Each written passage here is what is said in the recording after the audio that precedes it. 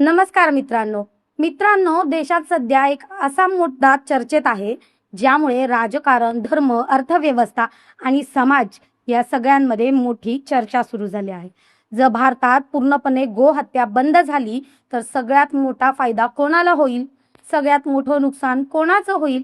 आणि सर्वात महत्त्वाचं म्हणजे ज्या गोमातेच्या नावावर वर्षानुवर्ष राजकारण होतं, आज त्याच गोमातेला राष्ट्रीय पशु घोषित करण्याची मागणी काही मुस्लिम संघटना आणि मुस्लिम धार्मिक नेते करत आहेत.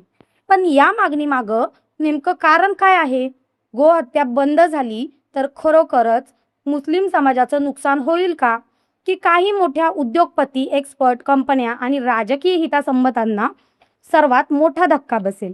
आजच्या व्हिडिओमध्ये आपण भावना नाही तर तथ्य, आकडे, व्यवसाय आणि राजकारणाच्या आधारावर हा विषय समजून घेणार आहोत.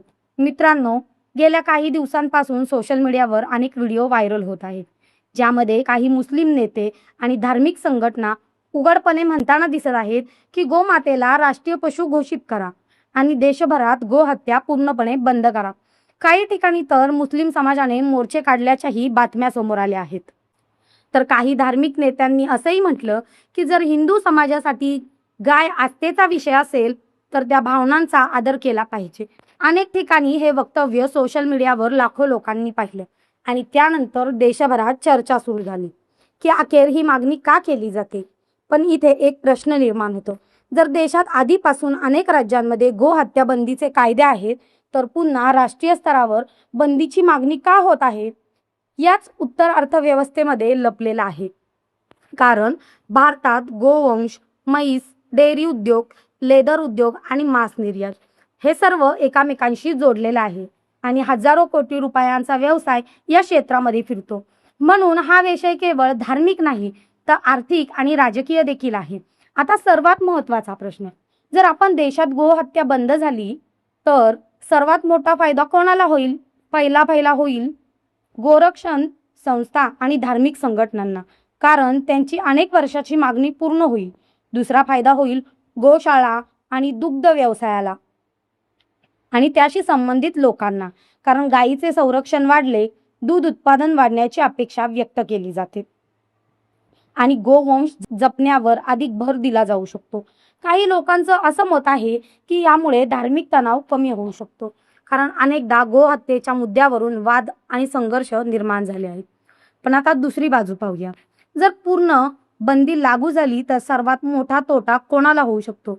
सर्वप्रथम मांस प्रक्रिया उद्योगाला, कारण भारत हा जगातील मोठ्या मांस निर्यातदार देशांपैकी एक मानला जातो.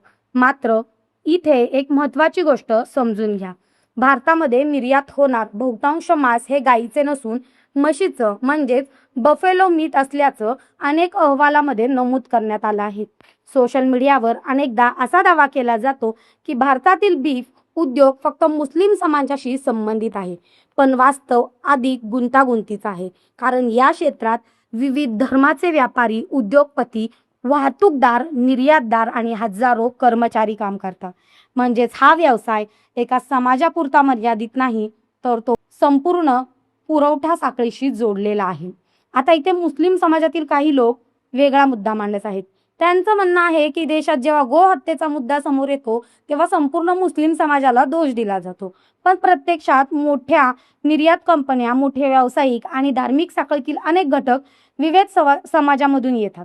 म्हणून केवळ एका समाजाला जबाबदार धरणं चुकीचं आहे, असा दावा काही मुस्लिम नेते करत आहेत. याच पार्श्वभूमीवर काही मुस्लिम संघटनांनी असं म्हटलं आहे की जर खरोखरच सरकार गंभीर असेल तर गोमातेला राष्ट्रीय पशु घोषित करावं आणि देशभर एक समान कायदा लागू करा, कारण मग कोणालाही राजकीय फायदा घेता येणार नाही आणि कोणताही समाजावर एकट्याने आरोप करण्याची गरज उरणार नाही, असं त्यांचं म्हणणं आहे.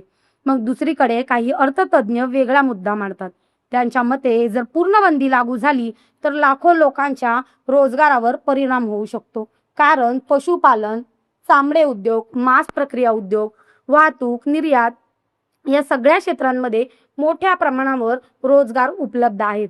म्हणून कोणताही निर्णय घेताना आर्थिक परिणामांचा अभ्यास आवश्यक आहे.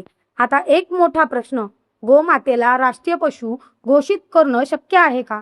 सध्या भारताचा राष्ट्रीय प्राणी वाघ आहे आणि राष्ट्रीय पशु म्हणून गाय घोषित करण्यासाठी केंद्र सरकारला मोठं धोरणात्मक निर्णय घ्यावा लागेल. यावर देशभरात राजकीय आणि सामाजिक चर्चा होणं स्वाभाविक आहे. दरम्यान जमियत उलेमा ए हिंदूचे प्रमुख मौलाना अरशद मदीन यांच्यासह काही मुस्लिम धार्मिक नेत्यांनी गायीबाबत आदर व्यक्त करत कायद्याचं पालन करण्याचं आवाहन केल्याच्या बातम्या देखील समोर आल्या आहेत.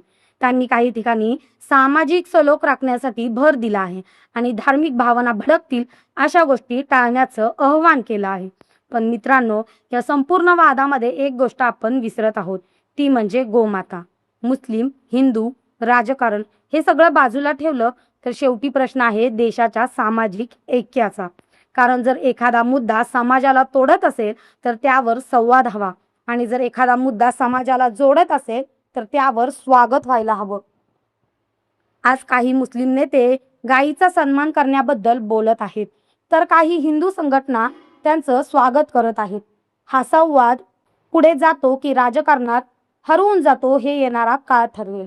तर मित्रांनो, तुमच्या मते जर देशभरात पूर्ण गोहत्या बंद लागू झाली तर सर्वात मोठा फायदा कोणाला होईल? शेतकरी, गोशाळा, धार्मिक संघटना की राजकारण?